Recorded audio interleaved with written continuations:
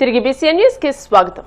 ఉండి మండలం మహదేవపట్నంలోని గ్రామ దేవతలు శ్రీ గంగాదేవి, శ్రీ వెంకమ్మ, శ్రీ మహంకాళమ్మ అమ్మవార్ల జాతర మహోత్సవంలో భాగంగా శాసనసభ డిప్యూటీ స్పీకర్ ఉండి ఎమ్మెల్యే కనుమూరు రఘురామకృష్ణరాజు దర్శించుకుని ప్రత్యేక పూజలు చేశారు.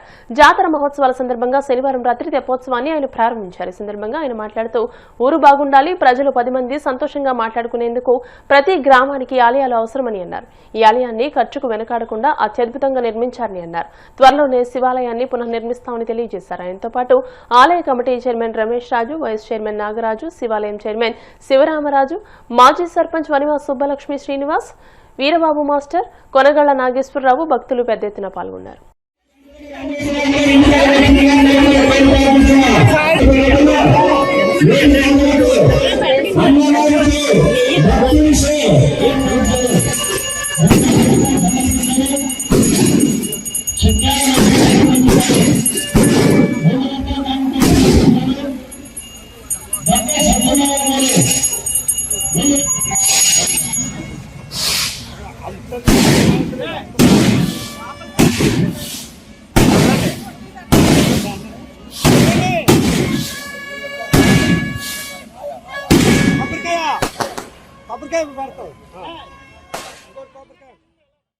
మేజర్ పంచాయతీలో వేంచేసి ఉన్న వెంకాయమ్మ గంగాదేవి గార్ల ఆలయంలో ఈ రోజు 2వ రోజు పూజా కార్యక్రమాలు, తెప్పోత్సవం 5వ వార్షికోత్సవం కూడా ఈ సంవత్సరమే వచ్చింది.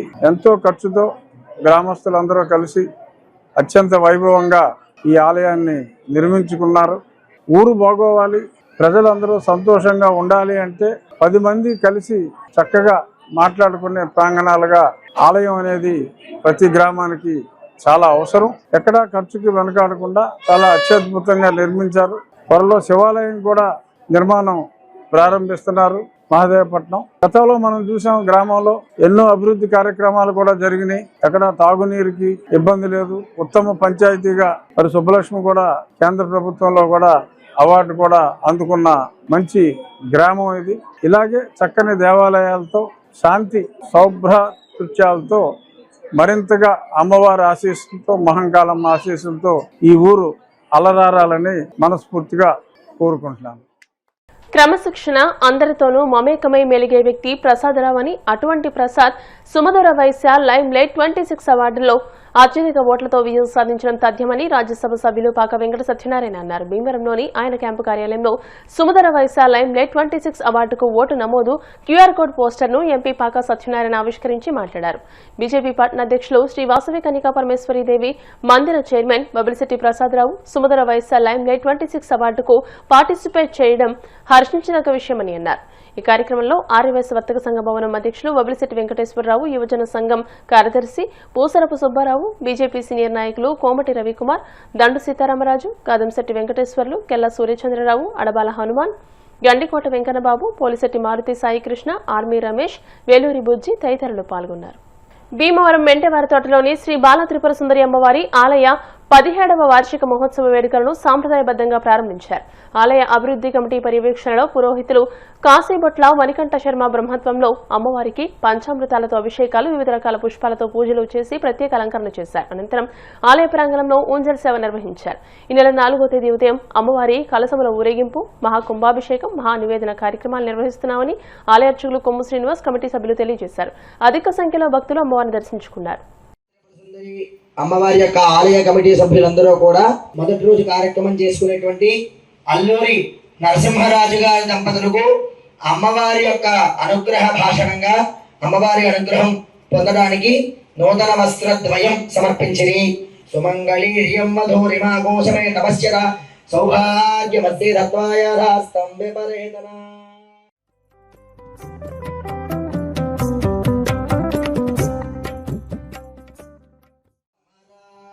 చేపట్టి అంగళలు చోద్యముగను మంగళ ప్రథమనుచును మగువలు అంది ఉయ్యాక్షిలాలి నీలాల తొట్టెలోను నిన్నుంచి బాలుకామణులొత్తరు చల్లగా మమ్మేలు మధురవాణి లాలికామాక్షిలాలి మా పాలబాంచి బాలికా మనులోక్తురు పావనికి జై జయ త్రిపుర సుందరి మాతాకి.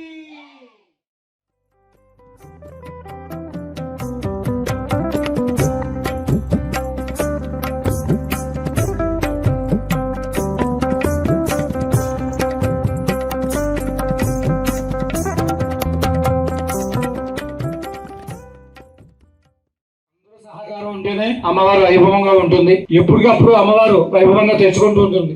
అది ఎవరు రుణం ఉంటారో, ఎవరు అమ్మవారికి సమర్పించుకుంటారో అది మనం చెప్పలేం. అలాంటిది మనం గుళ్ళోకి వచ్చిన దగ్గర నుంచి 5 సంవత్సరాలు అయింది. ఎంతో మంది సహకరిస్తున్నారు. పళ్ళు అంటాను, పువ్వు అంటాను, కాయ అంటాను, ఏదో ఒకటి చెయ్యాలి. తాపత్రం మా ఇంటికి పట్టుకెళ్ళాలైతే కాదు, ఏదో చెయ్యాలి. తిట్టే వాళ్ళు ఎక్కువ ఉంటారు, మెచ్చుకునే వాళ్ళు తక్కువ మంది ఉంటారు. రాజుగారు చిన్నప్పటి నుంచి నాకు తెలుసు, దీనా కాలేజీలో చేస్తూ ఉంటారు. ఎన్నో సేవలు, ఎన్నో భగవద్గీత సమాజం కూడా ఎంతో విశేషమైనటువంటి సేవ చేశాయన అక్కడ ఉన్నారు. ఆ పక్కన ఎన్నో గుళ్ళు ఉన్నాయి. అమ్మవారి గుడి ఉంది, మాలం గుడి ఉంది, ఇంకా బాలాదేవి, అక్కడ చాలా గుళ్ళు ఉన్నాయి. ఉన్నప్పుడు కూడా ఎన్నో ఏళ్ళ నుంచి అటే ఉన్నారు తప్ప ఇదే రాదు. మాకు నవీన్ సార్ అని చెప్పి ఆయన పరిచయం చేశారు. నవరాత్రుల్లో సార్ అండి ఇలాగా కృష్ణ చైతన్య గారు విష్ణు కాలేజీలో చేస్తారని చెప్పి, సరే సార్ ఇలాగా అమ్మవారి వినిపేయడం చేస్తున్నామండి, మీ తోచిన మీద సహకారం అంటే, అయ్యో తప్పకుండా అండి మేము ఇస్తామని చెప్పని వాళ్ళ శక్తి కొద్దిగా 100 గ్రాములు ఇచ్చారు. ఎంత కావాలని అడిగారు. వస్తుందండి ఇంచుమించుగా వచ్చింది కాబట్టి ఒక 100 గ్రాములు చాలనంటే, సరేనండి మీకు ఎలా అంటే అలా అన్నారు. అనుకోకుండా అప్పుడు రాజుగారు పట్టుకొచ్చి ఇవ్వడం అమ్మవారికి. తర్వాత పెన్ను అలంకారం చేశాను. ఇంటర్మీడియట్ మానేద్దాం అనుకున్నాను, ఎందుకంటే చాలా మంది తిడుతున్నారు బాబు నాకు ఎందుకు వచ్చిందని ఊరుకుంటే, డీనా కాలేజీ మన తిరుమల కాలేజీ నుంచి ఎక్కడి నుంచి పిల్లలు వచ్చి పంతులు గారు 10th క్లాస్ ఇచ్చారు, పాస్ అయ్యాము, మంచి మార్క్స్ వచ్చాయి స్కూల్కి, మరి ఇంటర్మీడియట్ ఎందుకు అవ్వట్లేదు పంతులు గారు అన్నారు. ఆ రోజు ఆదివారం వెళ్ళిపోవాలి. సరే ఎందుకు చేయడం మనసు పీకుతోంది. సరే ఎవరికి చాలా మంది కొడుతాను ఫోన్ కొడుతుంటే మా కృష్ణ చైతన్య రాజు గారికి చేసిన వెంటనే గ్రామంలో వేయించేసి ఉన్న బాలా త్రిపుర సుందరి అమ్మవారి యొక్క ఆలయం నిర్మించి 12 సంవత్సరాలు పూర్తయిన పుష్కరకాలం పూర్తయిన సందర్భంగా అమ్మవారికి మహా కుంభాభిషేకం 108 కలశలతో ఆరంభమవుతోంది.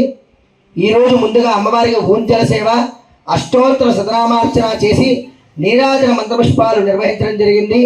రేపటి రోజున ఉదయం సాయంత్రం 4 గంటలకు గ్రంథి చిన్నతాతారావు పార్వతీ దంపతుల యొక్క సౌజన్యంతో వారి గృహం నుంచి ఈ యొక్క కలశలన్నీ కూడా తీసుకుని అమ్మవారి ఆలయం చుట్టూ గ్రామం చుట్టూ ప్రదక్షిణం చేసి ఈ 108 కలశలు కూడా ఆలయానికి తీసుకువచ్చి ఆ అష్టోత్తర శత కలశలకి షోడశోపచార పూజ నిర్వహించడం జరుగుతుంది.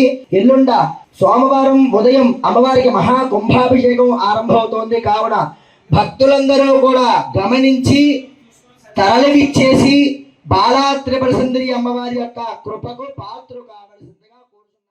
ఎన్ని అవరోధాలు ఇబ్బందులు ఎదురైనా పత్రికా స్వేచ్ఛకు ప్రతీకగా జర్నలిస్టులు నిలుస్తున్నారని పలువురు వక్తలు అన్నారు. భీమవరం వెంకటరామ థియేటర్ కాన్ఫరెన్స్ హాల్లో శ్రీ విజ్ఞాన వేదిక ఆధ్వర్యంలో పత్రికా స్వేచ్ఛ దినోత్సవాన్ని నిర్వహించారు. శ్రీ మావుళ్లమ్మ అమ్మవారి దేవస్థానం ట్రస్ట్ సభ్యులు అరసవల్లి సుబ్రహ్మణ్యం, యూత్ హాస్టల్ సభ్యులు నందమూరి రాజేష్, రచయిత కలిగొట్ల గోపాల శర్మ మాట్లాడుతూ ఖచ్చితమైన సమాచారాన్ని నిర్భయంగా అందించడంలో మీడియా ప్రధాన పాత్ర పోషిస్తుందని అన్నారు.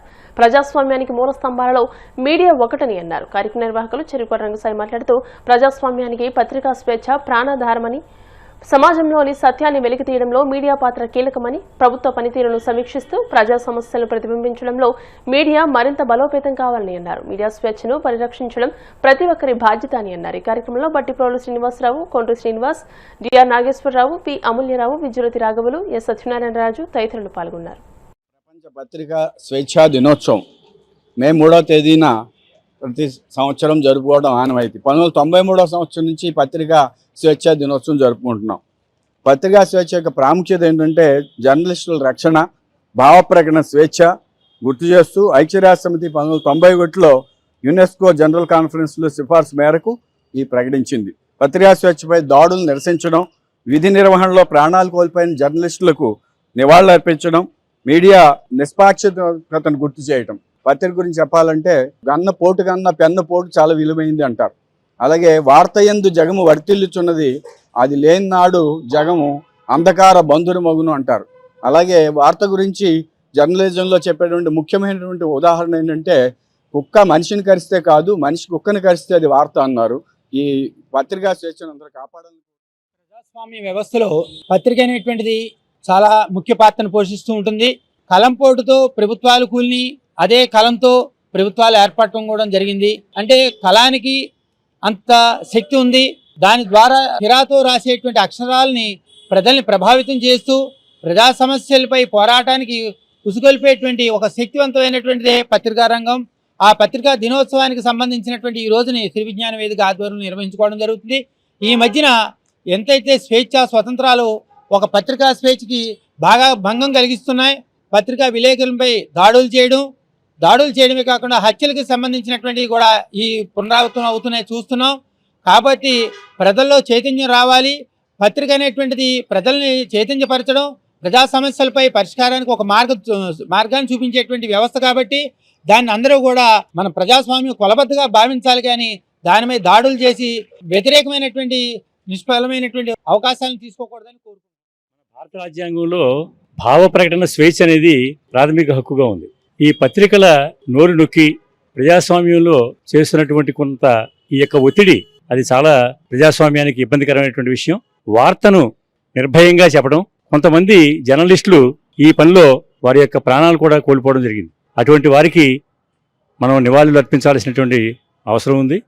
పత్రికా స్వేచ్ఛను కాపాడాలి, అది ప్రజాస్వామ్యానికి ఎంతైనా అవసరం అని చెప్పి శ్రీ విజ్ఞాన వేదిక వారు ఈ కార్యక్రమం నిర్వహించడం ఎంతో అభినందనీయం అని చెప్పి తెలియజేస్తారు. ప్రజాస్వామ్యంలో డెమోక్రసీకి 3 పిల్లర్స్ ఉంటాయి: legislative, executive and judiciary. 4th పిల్లర్గా మీడియాని అంటే పత్రికల్ని పేర్కొంటారు. అంతటి స్థానం ఉన్న మీడియాకి కొన్ని విధాలుగా ప్రభుత్వాలు కానీ రాజకీయ పార్టీలు కానీ ఎంతో ఒత్తిడికి లోన్ చేసి వారి స్వేచ్ఛకి భంగం కలిగిస్తున్నాయి. వారి స్వేచ్ఛకు భంగం కలిగించకుండా వారికి ఫ్రీ హ్యాండ్ ఇవ్వాలని కోరుకుంటూ ధన్యవాదాలు. వార్తలు ముగించే ముందు